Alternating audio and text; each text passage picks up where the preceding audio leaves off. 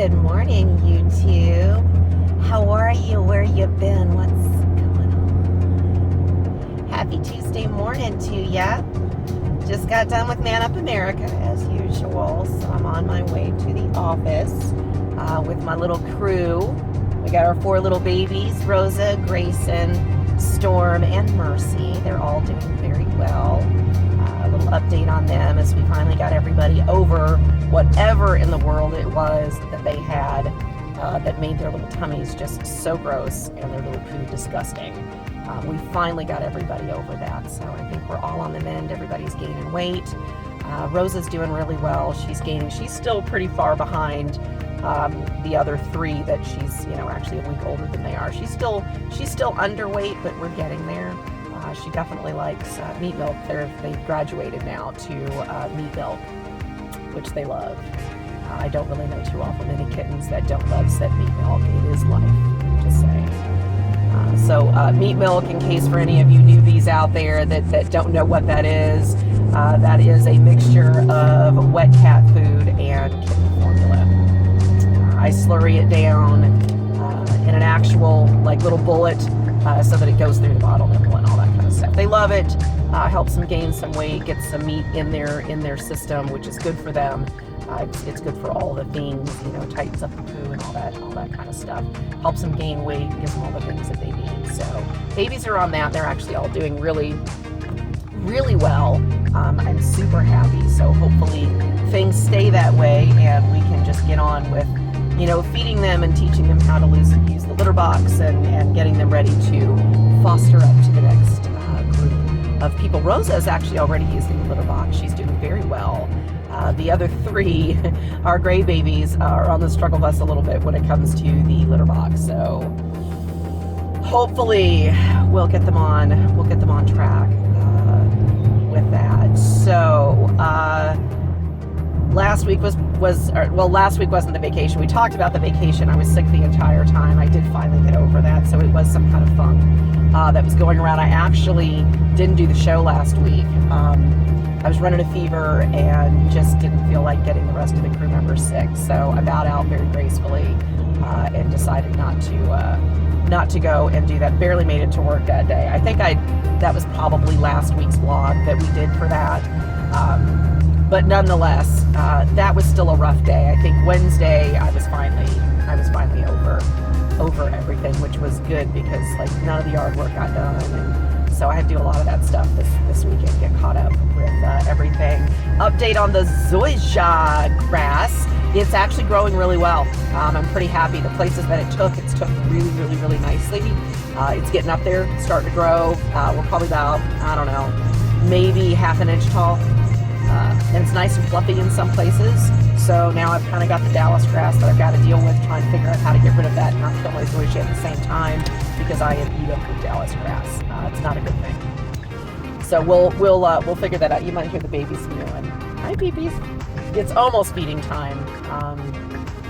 Actually, it is feeding time. Around 10 o'clock is usually the feeding time. This crew, let me tell you, has just been. They will not stay on schedule. They just won't. I mean, normally I get them on a schedule and we stay on the schedule and everything is fine. These guys are just to hell with the schedule. I want a snack. Hey, she got a snack, so I want a snack. I mean, we've gotten an hour and a half off schedule. I keep having to move everything around because these guys can't figure out what they want to do. It's very aggravating. And we're off schedule again. So I literally moved their schedule up an hour and a half. Normally I get up at 2 o'clock in the morning, but they decided that they wanted to eat at 1 o'clock when I was still up, so then we had to go to 4. And then when I got up to feed them at 7, they all ate but 1. Grayson didn't want to eat for whatever reason. And then at 9:30, Rosa decided she wanted a snack, and Grayson was like, well, I kind of do, but no, I don't. And they've just got everything all messed up. It's really hard to deal with that sometimes. All right, I got to get on the interstate, so be patient with me for just a second while I do this, because we want to be safe. Safety first, people. Safety first. There's a trooper back there. All right, so we'll get on here real quick, and then we'll mosey on. Not a whole lot happened last week, I don't think. this is probably going to end up being a short vlog since you guys got like, I don't know, 20 minutes the last one. That was ridiculous. We do have some new subscribers to the YouTube's channel, and to all my new subscribers, welcome, welcome, welcome. Thank you so very much. You all are helping me fight the good fight and helping me save more kittens. Hey, by the way, since we're talking about it, if you haven't done it already, you know what's coming. Subscribe right there, and then hit the notification bell over there so you know when we have videos up and you don't miss anything. One of my new subscribers, Nicole Lynn, I mentioned her in another video that I had just posted up on some tips for new fosters. That was actually her idea. She had gotten a hold of me on Facebook and said, hey, you know, could I make some suggestions for videos? I'm like, absolutely you can. Of course. Like, yeah, I always need help. And her suggestion was trying to get some tips for new fostering in all phases. And I thought, well, wow, that's a great idea. It's a great idea. So we started phase 1 already. I did some tips and you know, things of what you needed, things of that nature, if you wanted to start rescuing for neonates. And I thought we'd kind of just do them in stages, because there are stages of fostering. Sometimes people don't realize that if you want to get into fostering, you can be whatever kind of foster you want to be. You can actually say, I only want to do this, or I only want to do that, or I will take anything that you have. You can be as involved or not involved as you choose to be.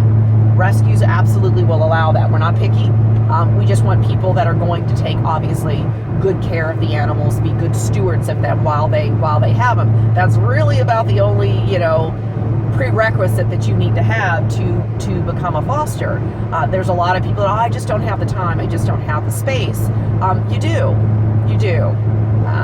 Neonates are a little bit harder to get, neonatal rescuers, just simply because we are around the clock, and there are a lot of people that work that just do not have the ability to take these young ones with them to their job, and it is a necessary thing. You cannot let them go 8 hours while you're at work with no care. It just, it doesn't work. But that being said, there are some people in positions you can always ask your employer, hey, look, it takes like 5 minutes to feed them. The care itself is only a few minutes, and then they're back to sleep.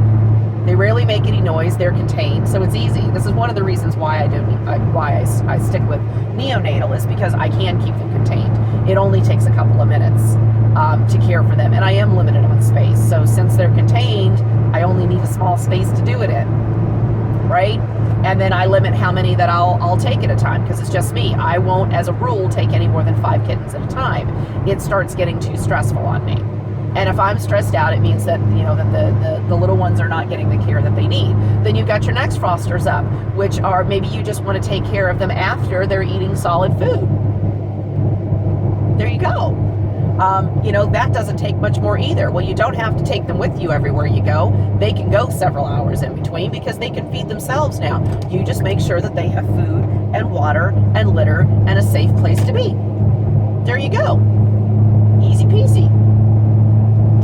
Maybe you want to do like Maddie does. She deals with nothing but really sick kittens. Doesn't matter what their age are. If they're really sick, they'll go to Maddie.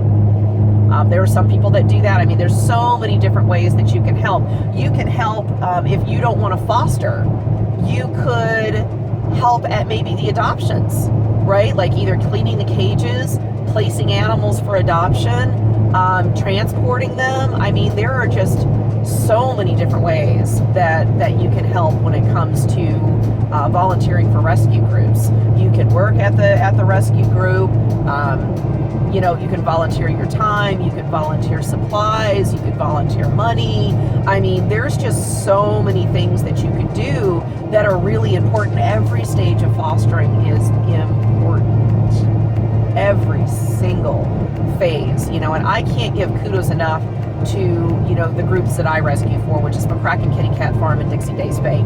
I mean, these people are just phenomenal. How they do the things that they do with no more money than what they have is amazing, which again is why I'm constantly always begging for donations. I do try to not burden them, because there's a lot of people that foster that if they didn't give them supplies to do it, like the formula and the food and the litter, these people wouldn't be able to help.